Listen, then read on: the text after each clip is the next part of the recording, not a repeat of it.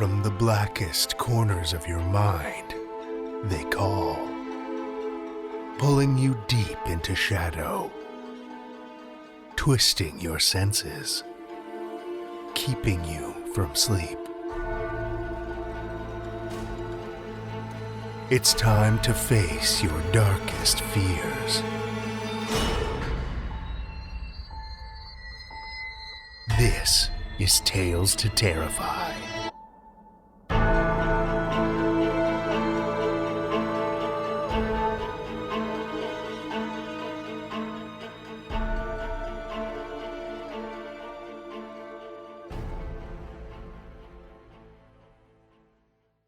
Good evening, children of the night, and welcome.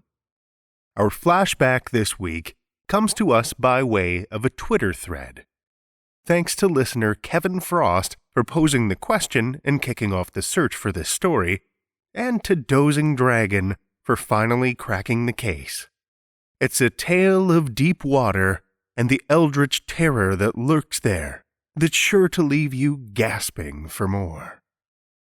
Children of the night, let's dive into Ari Marmell's In Deepest Silence, which originally aired on episode 235, July 29th, 2016.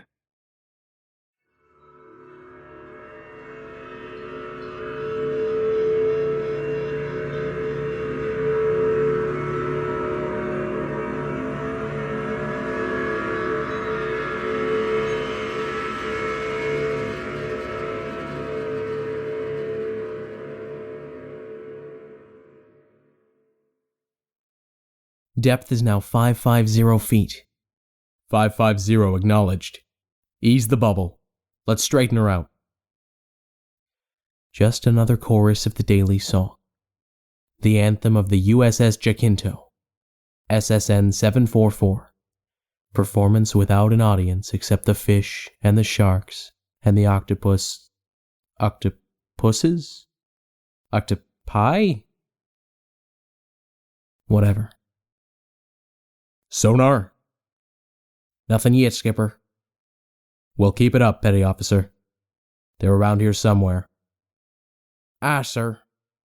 Should it be possible for voices to blur together like these do, while the ear and brain still absorb every word? Maybe that's what our training's really for, to help us pull what we gotta know from what we hear, even when we don't really hear it. 'Cause I know all the voices. Commander Pierce, Sam Franks, one of the two Sams on bow planes, Hogue on sonar. And I know what they're saying, but I don't really hear them anymore. They're like, I don't know, the audio equivalent of the dull glow that soaks everyone in the control room.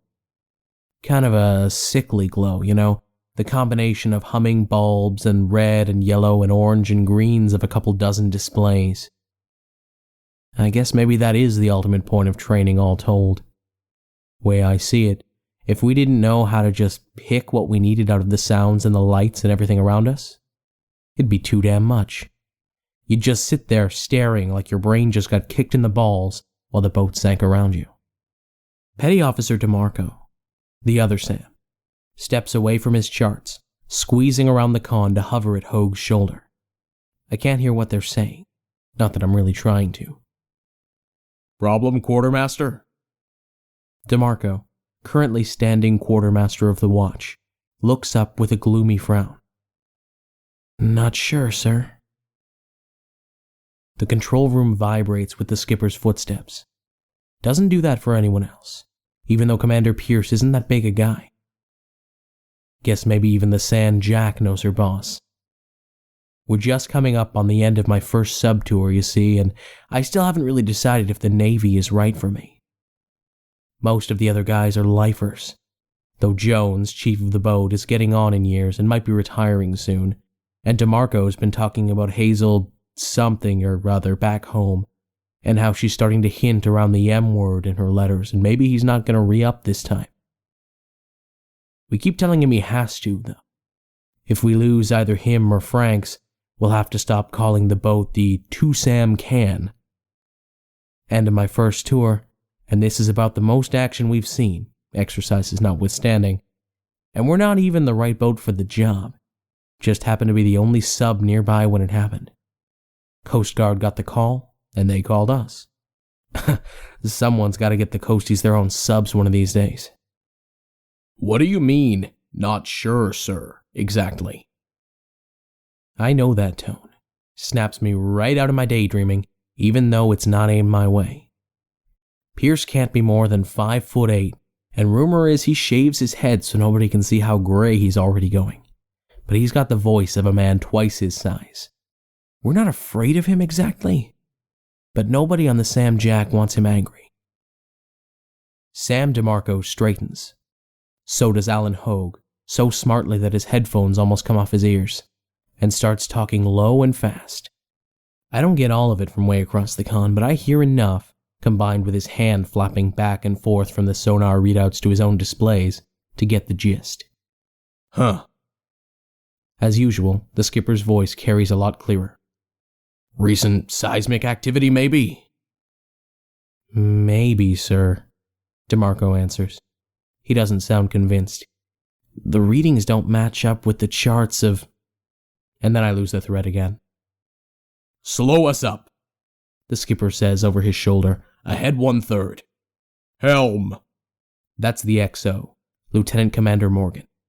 Dark hair, somehow tan despite life down in this tin tube, and about as physically imposing as the skipper wasn't.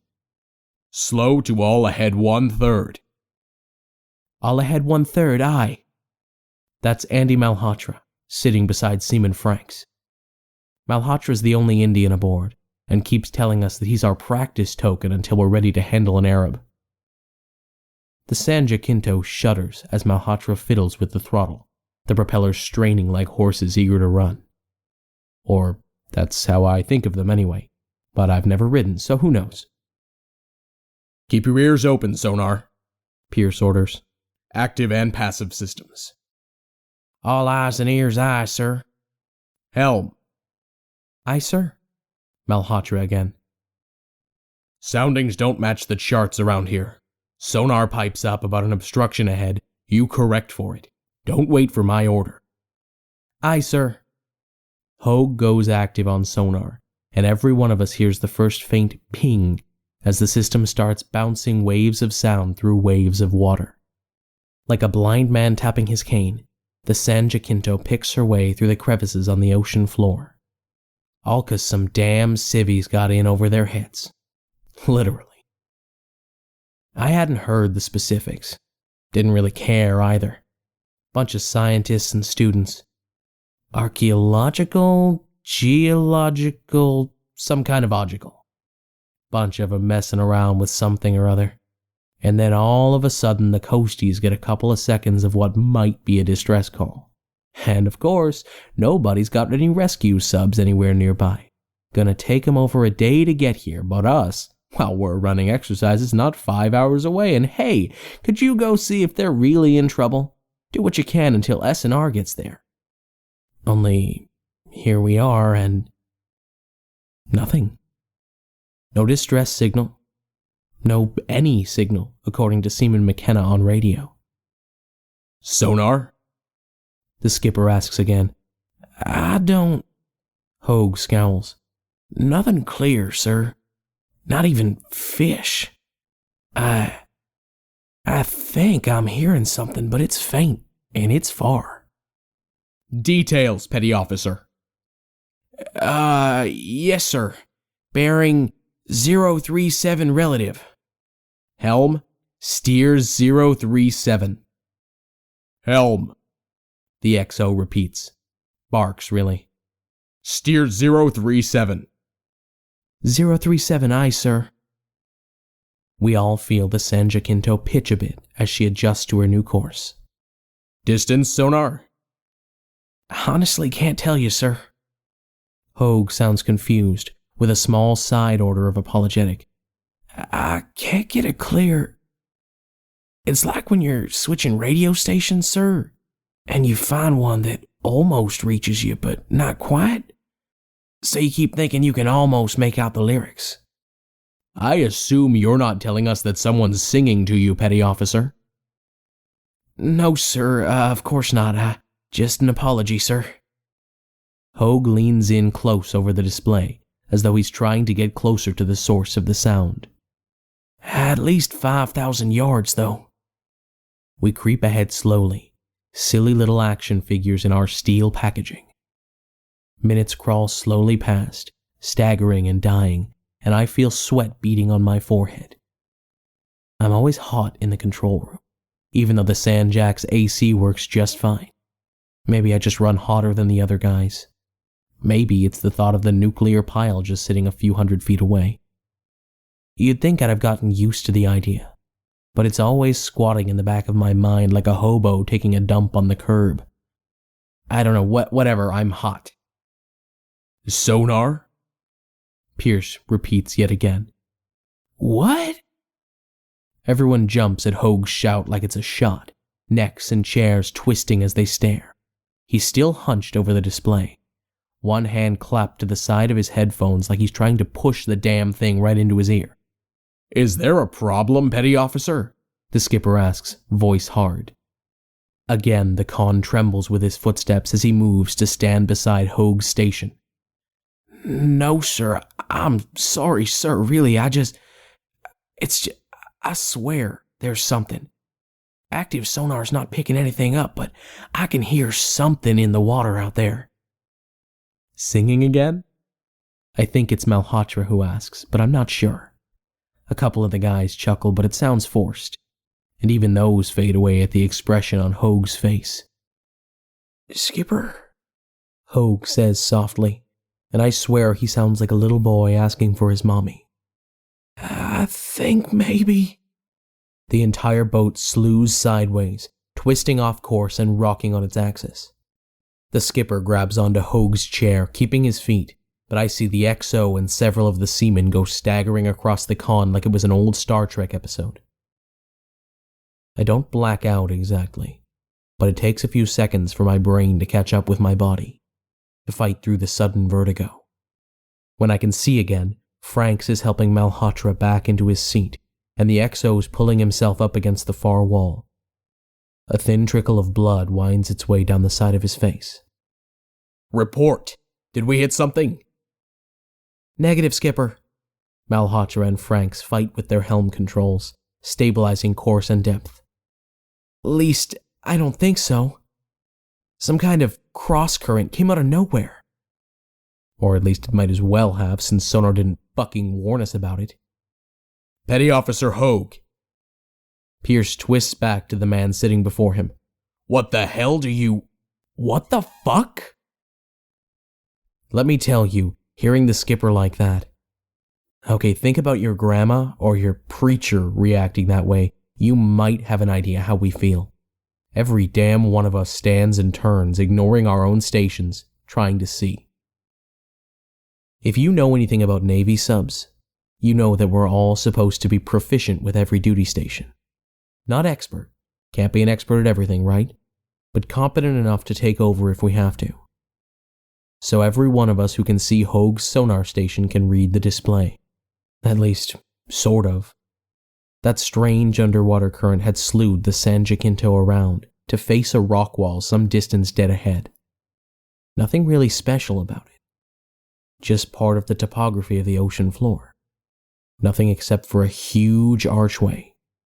Natural, uneven, but damn near big enough for the sand jack to pass through sideways, gaping open in the rock face. We can tell that much, you see, from the active sonar. The bounce back of those annoying little pings draws a shape across the sensors and the display. But through the arch? That's fucked up something fierce. Parts of the image are completely blank, like the sound's not echoing back at all. Other sections are fuzzy, the edges of the image is unclear. In some cases, they're even overlapping, like some of the sound waves were knocked straight back while others punched halfway through the rock before bouncing. You ever seen a reel of film stutter and burn? If you can picture sound doing that, and then the sonar trying to make a visual blob out of it, maybe you can imagine what we see. I barely can, and I'm looking at it. And we can see something else, too. Something the active sonar's pinging back to us. Something we don't need Hoag's headphones to read. "We got movement," the skipper shouts, peering over the petty officer's shoulder. "Hoag, range and bearing to target? Hoag!" And Hoag straightens in his chair and begins, in a cracking voice, to sing. "Hush, little baby, don't say a word. Mama's gonna buy you a hummingbird." Does it say something about me that my first thought, once I can manage one, is he's singing it wrong? It's supposed to be mockingbird? "Petty Officer Hoag, god damn it!" Commander Pierce grabs the chair in both hands, spins it around so he can stare Hoag full in the face, and then falls back with a cry. Hoag's head is tilted sideways, listening intently to whatever he's hearing through the passive sonar. Tears flow freely through his tightly squeezed eyelids. A trail of snot glistens across his upper lip, and a thick trickle of warm, rich blood bubbles up from beneath the headphones, painting his sideburns in thick shades of crimson. "And if that diamond ring turns brass, Hoag, Mama's gonna buy you." "God damn it, get base up here!" Lieutenant Commander Morgan's already reaching for the nearest handset. "Senior Chief Base to the control room. Senior Chief Base to Con, ASAP." "Skipper." Sam DeMarco points a shaking finger at the sonar. Again, with the active systems going, it doesn't take a guy plugged into the board to see the signs of movement coming at us out of that fucked up stone archway. "Damn it. Callan, get over here." But Pierce doesn't wait for Seaman Callan to relieve Hoag at sonar. With the boat off kilter, an unknown target bearing down on us, the skipper shoves the singing petty officer from the chair and slaps on the headphones himself. And just as quickly they're off again, dangling loose from the cord as Commander Pierce launches himself back from the board like it's bitten him. I don't know what he heard, whether it was the same as Hoag, but just in that split second his face has gone pale, his eyes wide. "Sir!" Seaman Jason Callan, red and freckled as an Irishman, skids to a halt, eyeing the station with more than a little trepidation.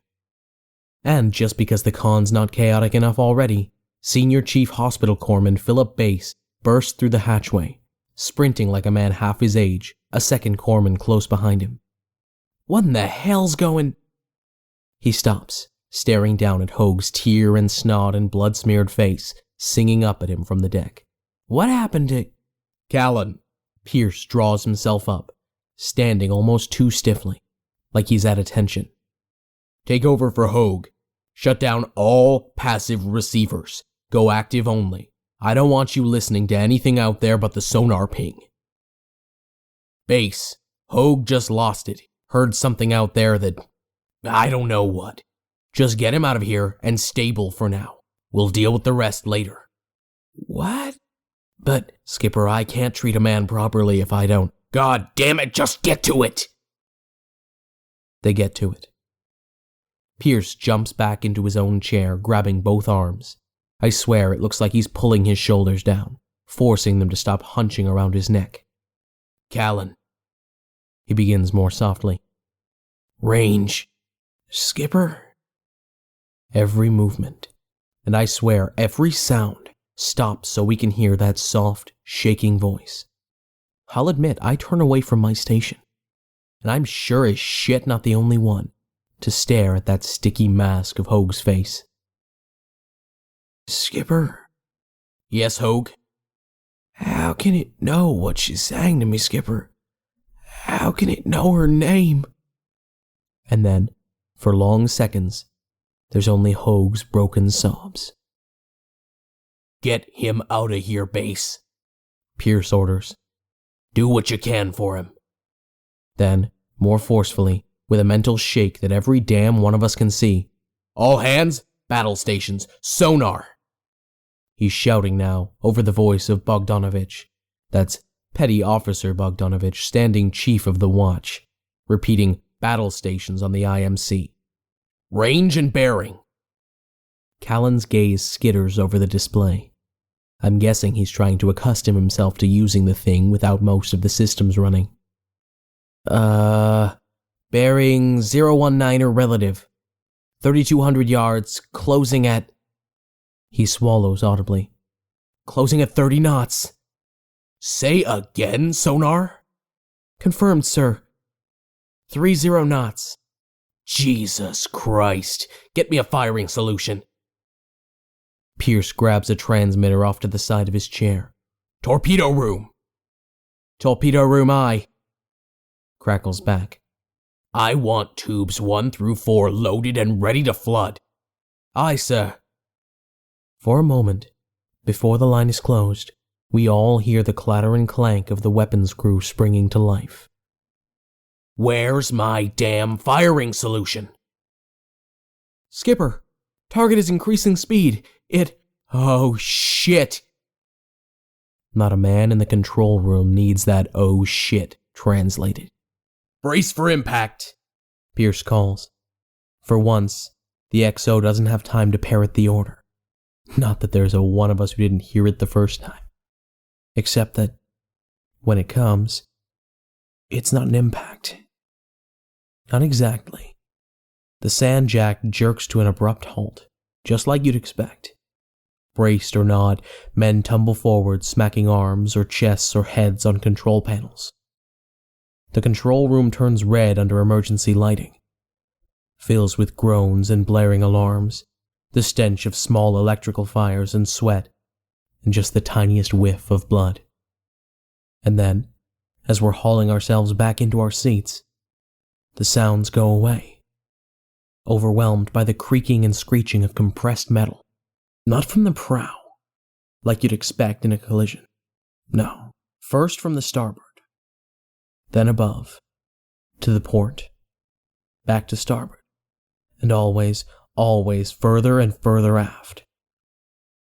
Almost, like the boat compressing in the pressure of deep waters, but slower, and so much more gradual. This isn't the sound of anything that might have struck us. This is the sound of the San Jacinto being squeezed. Crazy images of sea serpents and krakens pass in front of my eyes, and damn if I don't actually laugh out loud. Kind of an ugly, high-pitched cackle. Thankfully, I don't think any of the guys hear me. Helm. The skipper's voice is almost steady. I don't know how he manages it. What's our speed? Speed? Malhotra clears his throat, twice. Negative. We're not moving, sir. Go full throttle.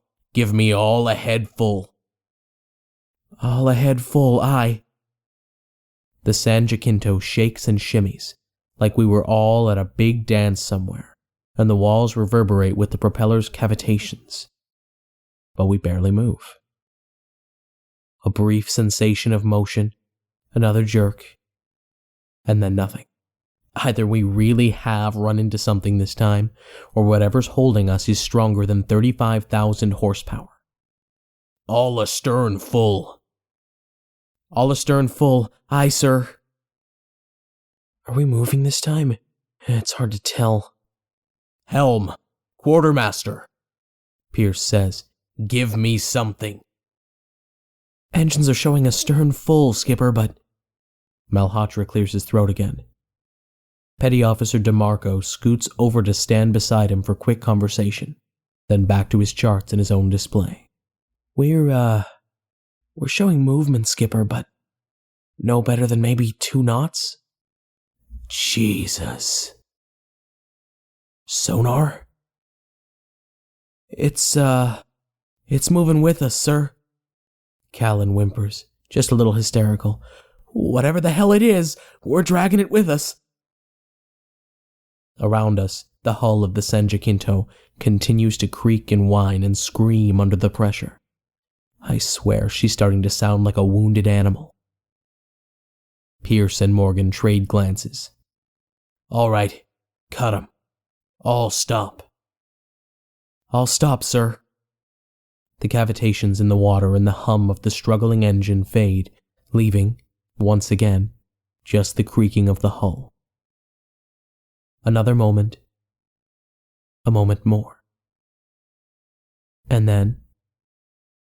XO? Chief? Time to shake this fucker loose. Pierce takes a deep breath. Surface. Emergency blow. Now we can't even hear the hull anymore, not over a dozen shouted orders at once, and the screaming "Auga" of the diving alarm.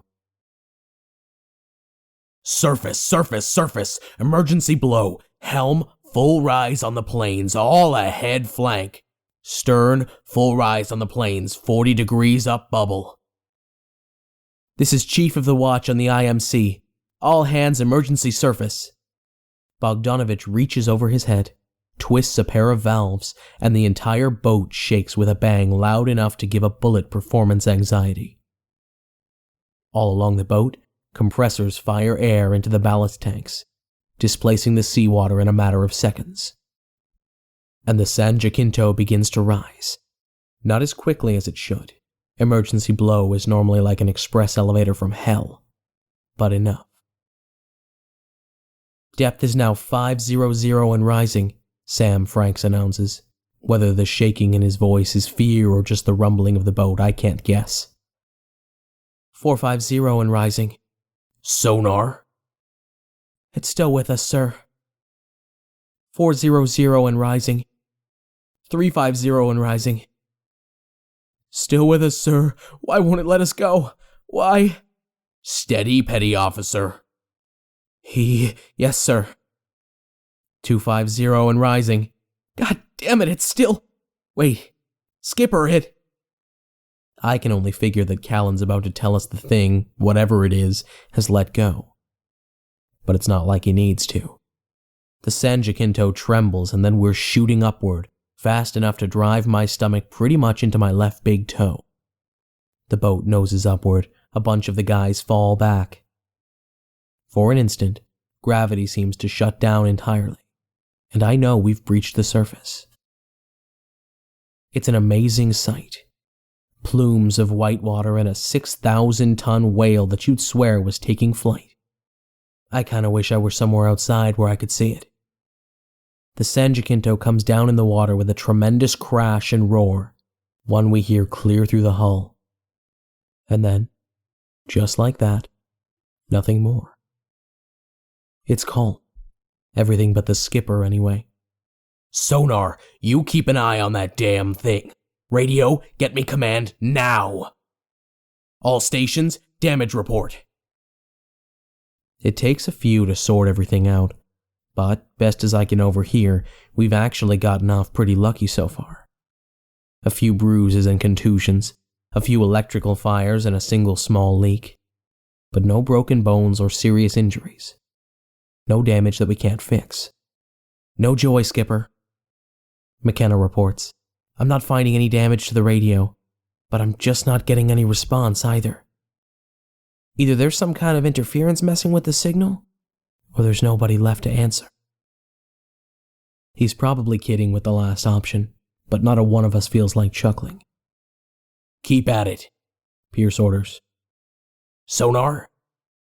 Still just floating there, sir, about 250 feet down. What can you tell me about it? Not a thing, sir.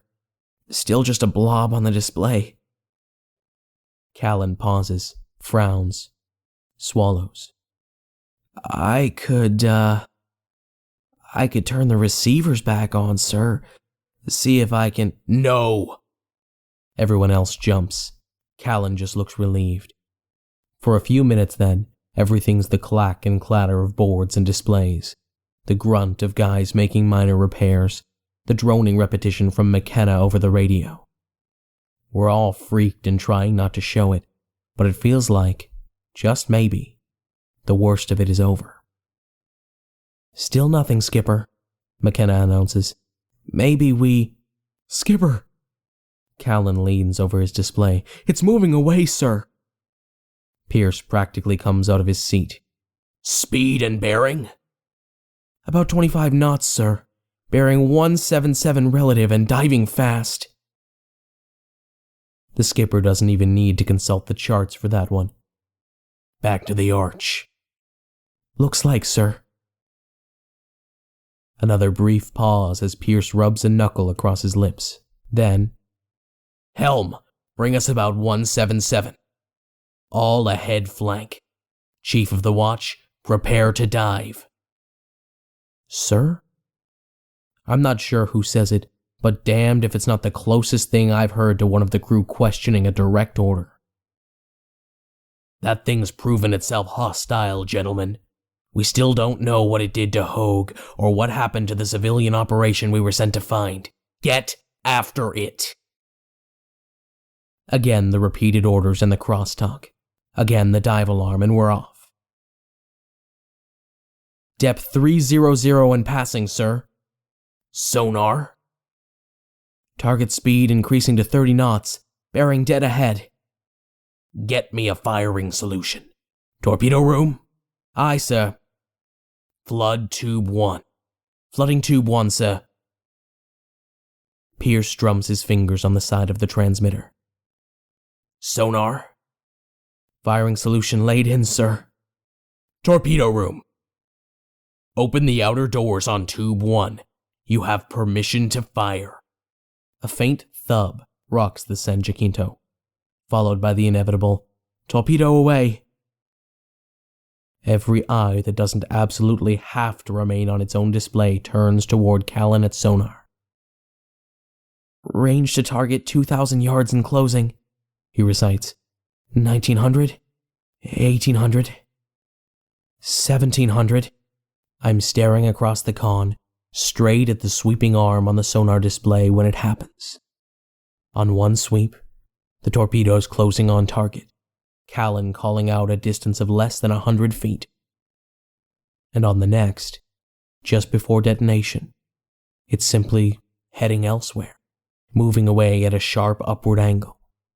We hear the faint thrum of the shock wave through the hull. Target remains, sir. Torpedo missed. Pierce doesn't ask how.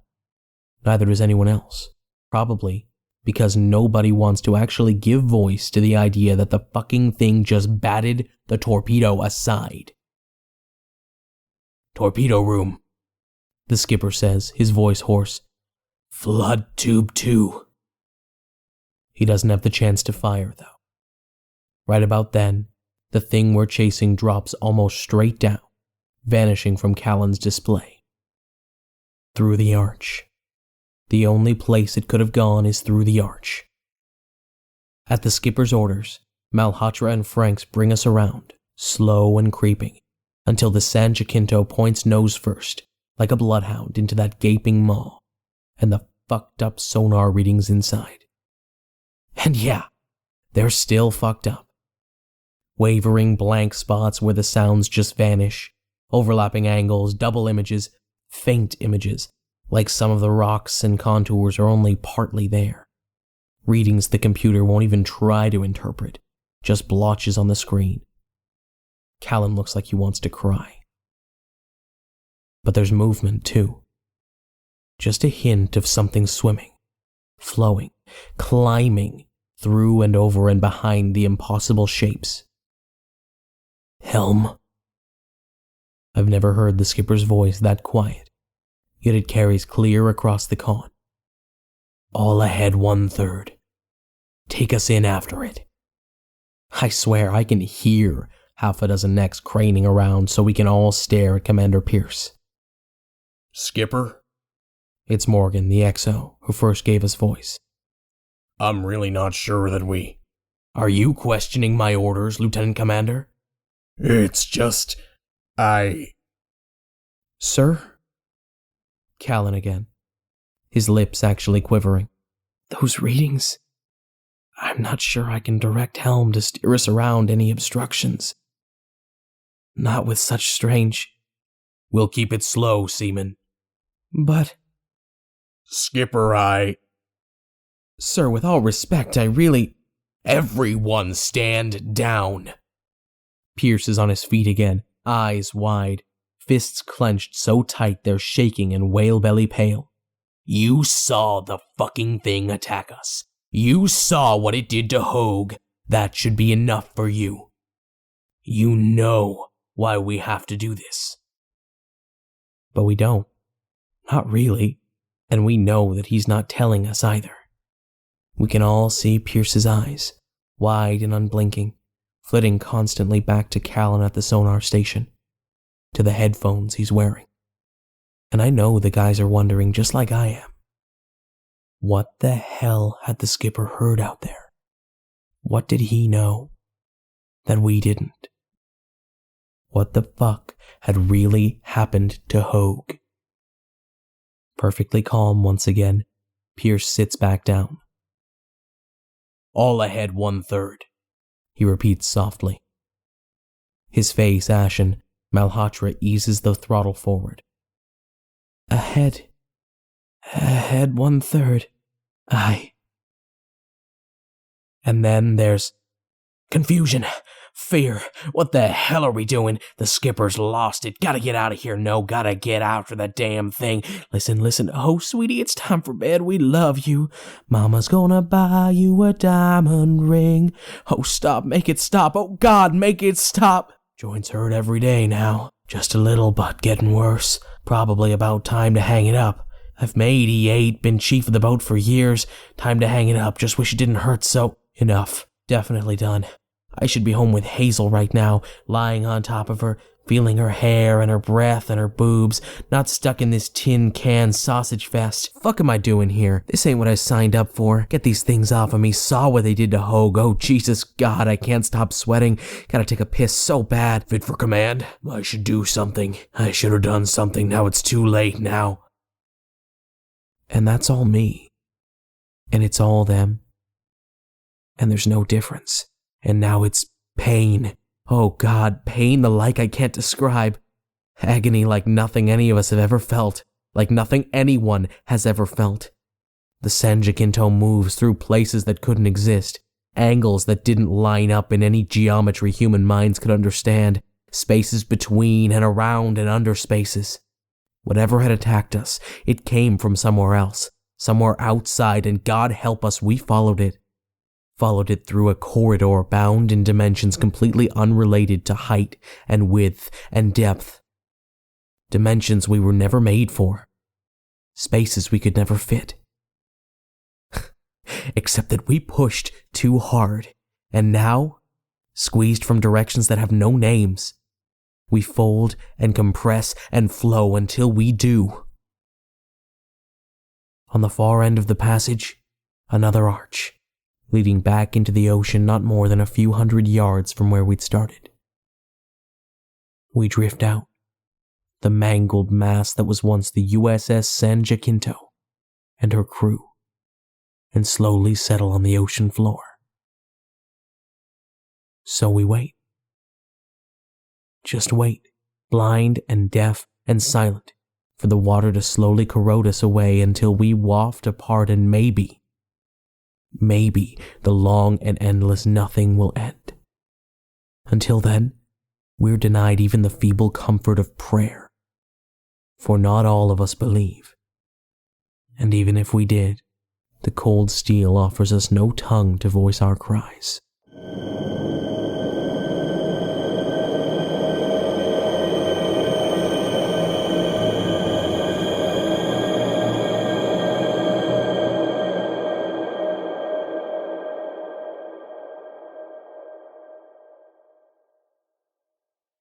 That was Ari Marmell's In Deepest Silence, as read by Devin McLaughlin.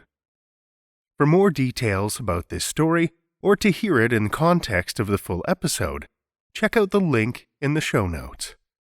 And until next time, children of the night, stay safe and stay scared.